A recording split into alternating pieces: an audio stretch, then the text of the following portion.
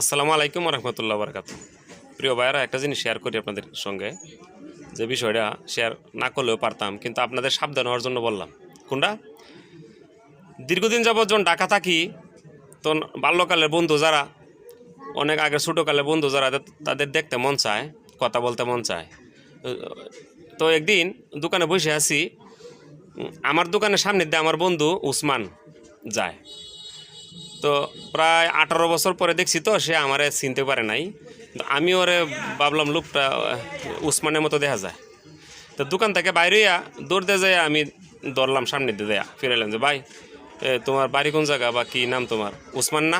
আমি বললাম, আমার নাম তো উসমান, আপনি কীভাবে জানলেন? আমি তোমার বাল্যকালে বন্ধু জাহাঙ্গীর। তো ওরে জড়ায় ধরে নিয়ে এসে আমার দোকানে বসাইলাম, কথাটা বললাম, প্রায় 1 ঘন্টার মতো আলোচনা করলাম, পয়সা আসছিল, কথাবার্তা করে নাস্তা খেলাম, একসঙ্গে চা টা খায় বিদায় করছি। তা ব্যবসা কাজে চলে গেছে সে। কিছুদিন পরে আমি বাড়িতে গেলাম, তখন ও একটা সার দোকানে বসা।